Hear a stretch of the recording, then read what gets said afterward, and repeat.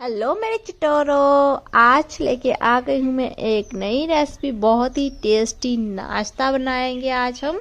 1 cup सूजी से बनाएंगे हम बहुत ही टेस्टी नाश्ता, जिसे हम इडली बर्गर भी बोल सकते हैं। तो उसके लिए मैंने यहाँ पे 1 कटोरी सूजी ले ली है और आधा कटोरी मैंने दही ले लिया है। तो जितनी आपने सूजी लेनी है उतना उससे आधा आपको दही ले लेना है। तो यहाँ पे हम अच्छे से इसको मिक्स कर देंगे और थोड़ा थोड़ा पानी डाल के हम यहाँ पे इसको अच्छे से इसका एक बैटर तैयार कर लेंगे। ध्यान रखना है आपको कि पानी को एक साथ नहीं डालना है, और साथ में हमने आधा चम्मच नमक भी डाल दिया है। पानी को थोड़ा थोड़ा करके डालते जाएंगे और इसका एक बैटर तैयार कर लेंगे, क्योंकि सूजी जो है वो पानी ऑब्जर्व कर लेती है, तो इसलिए हमें पानी को धीरे धीरे करके डालना है और धीरे धीरे इसका एक बैटर तैयार करना है। तो यहाँ पे मैंने धीरे धीरे से इस बैटर को तैयार करना स्टार्ट कर दिया है। थोड़ा थोड़ा पानी डाल के आप ठंडा पानी भी यूज़ कर सकते हो यहाँ पे, और गर्म भी कर सकते हो। तो यहाँ पे मैंने ठंडा पानी ही यूज़ किया है और इसका मैंने अच्छे से ये मिक्स कर लिया है, सब कुछ मिक्स कर लिया है।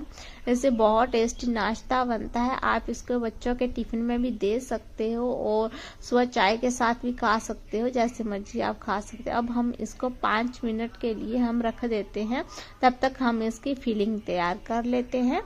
तो यहाँ पे मैंने कढ़ाई ले ली है और यहाँ पे मैंने सरसों का ऑयल डाल दिया है कढ़ाई में। ये मैंने कढ़ाई को गर्म होने दिया है, उसके बाद ही ऑयल डाला है। ऑयल गर्म होने के बाद यहाँ मैंने धनिया डाल दिया है और साथ में यहाँ पे जीरा डाल देना है और यहाँ पे हींग और मेथी डाल देनी है। आप चाहो तो इसमें आप करी पत्ता भी डाल सकते हो या फिर आप राई भी डाल सकते हो, जिससे कि और ज़्यादा टेस्ट आ जाता है, तो आप वो भी ऐड कर सकते हो। तो यहाँ पे हम इसको ब्राउन होने देंगे। हींग भी ऐड कर दिया है। अब हम इसको ब्राउन होने तक इसका वेट करेंगे। और ये देखो बहुत ही अच्छे से ये ब्राउन हो रहा है, हमारे मसाले भून रहे हैं। तो बहुत ही टेस्टी हम यहाँ पे नाश्ता बनाएंगे। तो यहाँ पे हमारा मसाले भी यहाँ पे भून चुके हैं अच्छे से। ये देखो जब मेथी बिल्कुल नीचे बैठ जाए, ब्लैक हो जाए, तो मतलब हमारा मसाला भून चुका है। अब हम यहाँ पे लहसुन मिर्च का पेस्ट डालेंगे और इसमें मैंने 1 चम्मच नमक भी ऐड कर दिया है। साथ में मैंने 1 बड़ा कटा हुआ प्याज और 1 कटा हुआ टमाटर भी डाल दिया है। अब हम इनको अच्छे से मिक्स कर लेंगे और हम मीडियम फ्लेम पर इनको पका लेंगे। अच्छे से ब्राउन होने तक हम इनको पका लेना है, अच्छे से भून लेना है इन दोनों चीज़ों को। तो जब तक हमारा तड़का होता है, तो हम यहाँ पे हल्दी डाल देते हैं। साथ में आधा चम्मच हल्दी भी डाल देंगे और इसको भी अच्छे से मिक्स कर लेंगे और इसको भी हम अच्छे से पकने देंगे। हल्दी को हमें साथ में ही डाल देना चाहिए, क्योंकि हल्दी अच्छे से पक जाती है। तो यहाँ पे हमारा तड़का भी अच्छे से भून चुका है, ब्राउन हो चुका है, इसने ऑयल को छोड़ दिया है और अब ये तड़का भून चुका है, अच्छे से तैयार हो गया है। आप चाहो तो यहाँ पे सब्जियों का इस्तेमाल भी कर सकते हो, कोई भी सब्जी आप यहाँ पे डाल सकते हो। तो यहाँ पे हमारा तड़का भून चुका है। अब हम उबले हुए आलू लेंगे, जिनको मैंने उबाल के इनके छिलके को अलग कर दिया है और हमने इसमें डाल दिया है। आप चाहो तो इसमें शिमला मिर्च डाल सकते हो, गाजर डाल सकते हो। तो मैंने यहाँ पे सिर्फ आलू ही डाले हैं। आप अपने हिसाब से जो आपको पसंद है वो आप उसकी फिलिंग तैयार कर सकते हो। तो अब हम इनको मैश कर लेंगे। आप चाहो तो इनको पहले से ही मैश कर सकते हो और बाद में इसको आप डाल सकते हो। तो पहले भी आप मैशर के साथ या फिर हाथ के साथ ही इसको अच्छे से मैश कर लेंगे, अच्छे से मसल लेंगे।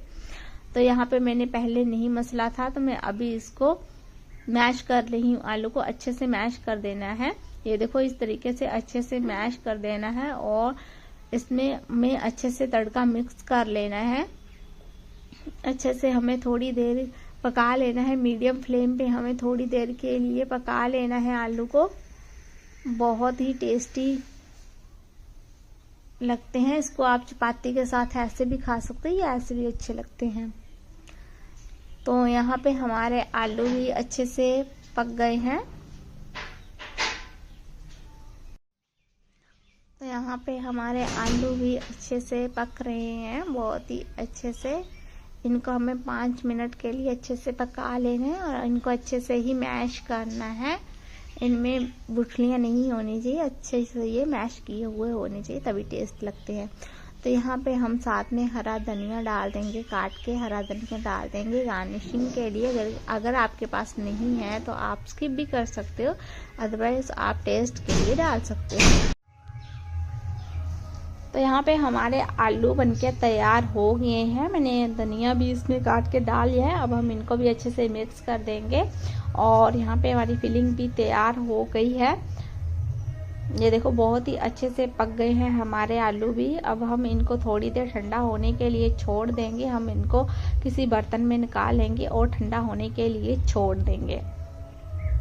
तो इस साइड हमारा जो है हमने जो रखा हुआ था सूजी का बैटर वो भी तैयार हो गया। तो हम एक पतीला लेंगे और उसमें हम 1 कप के करीब पानी डाल देंगे।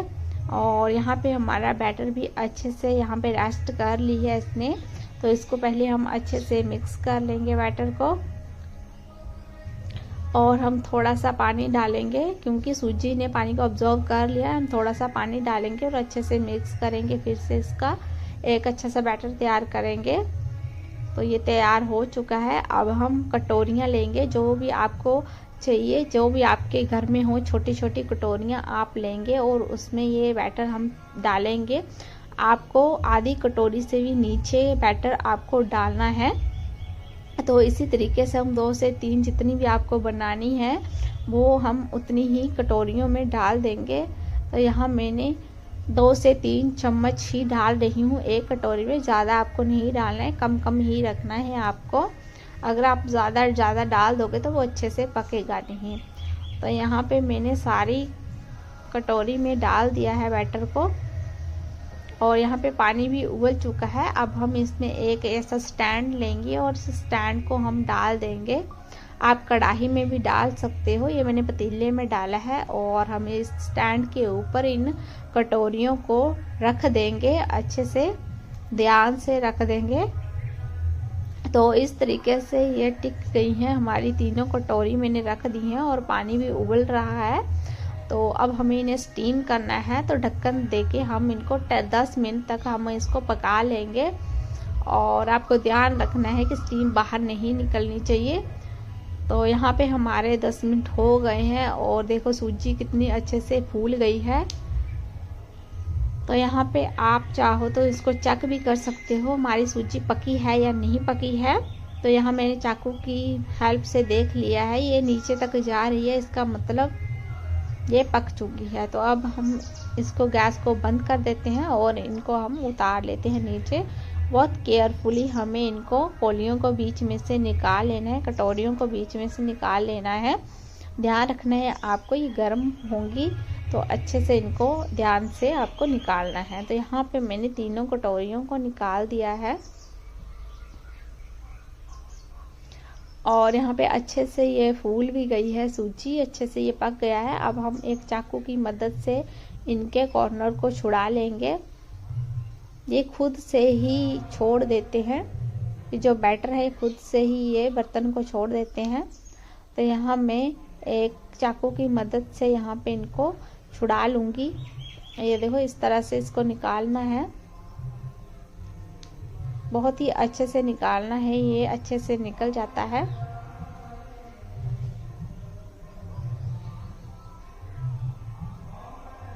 ये देखो, तो इस तरीके से हमें निकाल लेना है। ये हमारी इडली टाइप बन गई है। ये देखो कितनी अच्छे से, कितनी सॉफ्ट बन गई है। देखो कितनी अच्छे से ये निकल गई है। तो इस तरीके से आपको भी ध्यान से इनको निकालते जाना है कटोरी में से और ये बहुत ही सॉफ्ट बन जाती है। तो मैंने ऐसे ही तीनों कटोरियों में से हम तीनों इडली को निकाल लिया है। तो ये हमारी इडली जो है वो निकल गई है, बहुत ही सॉफ्ट बहुत ही अच्छे तरीके से। अब हम क्या करेंगे, हम इनको एक चाकू लेंगे और चाकू की हेल्प से हम इनको बीच में से कट लगाएंगे। पूरा नहीं काटना है जैसे हम बन को काटते हैं कुलचे या बर्गर के लिए, वैसे ही हम इनको अच्छे से काट लेना है, ध्यान से काट लेना है, अपने हाथ को बचा के रखना है और अच्छे से केयरफुली आपको करना है। ये देखो इस तरीके से आपको काट लेना है। आप चाहो तो चाकू में पानी भी लगा सकते हो, थोड़ा थोड़ा पानी लगा सकते हो, फिर क्या होगा कि अच्छे से ये कट जाएंगे। ये देखो बहुत ही अच्छे से ये कट जाती है।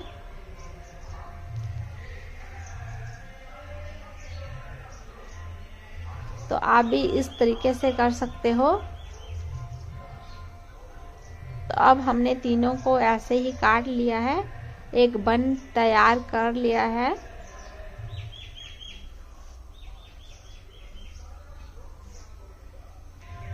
ये देखो तीसरा भी हो गया है। और अब हम यहाँ पे वो वाली फिलिंग डाल देंगे जो हमने बनाई है, अच्छे से हमें डाल देनी है। आप चाहो तो यहाँ सॉस भी डाल सकते हैं, लेकिन आप पकाने के बाद ही डालो तो अच्छा लगता है। तो यहाँ पे मैं आलू भी डाल रही हूँ। फिलिंग को अच्छे से भर देना है।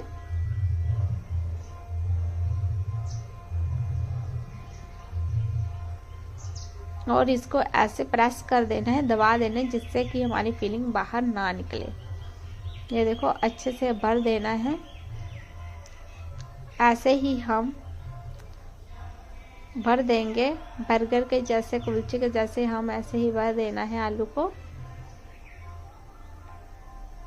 और इसको अच्छे से लो कर देना है, जिससे कि ये फिलिंग बाहर ना निकले। तो आप चाहो तो इसको ऐसे भी खा सकते हो, ऐसे भी बहुत ज़्यादा टेस्टी लगती है। मैं यहाँ इसको एक तवा लूँगी और उस पर हमें एक रिफाइंड ऑयल डालना है। आप चाहो तो घी भी डाल सकते हो। अगर आप चाहो तो इसको ऐसे भी खा सकते हैं। मैं यहाँ इनको थोड़ा सा पका लूँगी तभी खाऊंगी। तो इनको तवे पे हमें थोड़ा सा ऑयल या फिर आप घी ले सकते हो या फिर बटर भी ले सकते हो, उसको गर्म होने देना है और हमें इनको तवे पे सेक लेना है। मीडियम गैस पे आपको, लो फ्लेम पे ही आपको इनको सेकना है, अच्छे से पका लेना है। पका के और भी ज़्यादा टेस्टी लगते हैं। अगर आप ऐसे भी खाते हो तब भी बहुत टेस्टी लगते हैं। अदरवाइज आप इसको पका के खाओगे तो उससे भी ज़्यादा टेस्टी लगते हैं। तो आप इनको बच्चों के टिफिन में भी दे सकते हो। बच्चे बहुत ही चाव के साथ, खुशी के साथ खाएंगे और ये हेल्दी भी रहता है। तो ये नाश्ते में परफेक्ट नाश्ता है ये। तो आप इसको बना के ज़रूर खाएं, एक बार ज़रूर ट्राई करें और मुझे बताना कि कैसा बना है। ये देखो बर्गर के जैसे ही इसका टेस्ट आएगा। ये देखो बर्गर के जैसे ही लग रहा है। और इसी तरीके से आपको लो फ्लेम पे ही पकाते जाना है, इसको पका लेना है अच्छे से। और इसको ऐसे ही नहीं छोड़ देना है, आपको एक बर्तन के साथ इसको दबाते जाना है, तभी ये अच्छे से पकेगा। ये देखो इस तरीके से आपको पलट पलट के आपको इनको पकाना है, बहुत ही अच्छे से पक जाएंगे। तो यहाँ पे हमारा नाश्ता तैयार हो गया है। ये देखो बहुत ही अच्छे से आप इसको चटनी के साथ खा सकते हैं। मैं यहाँ अनारदाना की चटनी ली है, या फिर आप सॉस भी ले सकते हो, जो भी आपको पसंद हो, या फिर आप चाय के साथ इसको खा सकते हो। बहुत ही टेस्टी नाश्ता बनता है ये। तो इसको आप ज़रूर ट्राई करना एक बार और मुझे बताना कि कैसा बना था आपका ये नाश्ता। तो आपको ये मेरा नाश्ता की रेसिपी कैसी लगी ज़रूर कमेंट में बताना। तब तक के लिए बाय।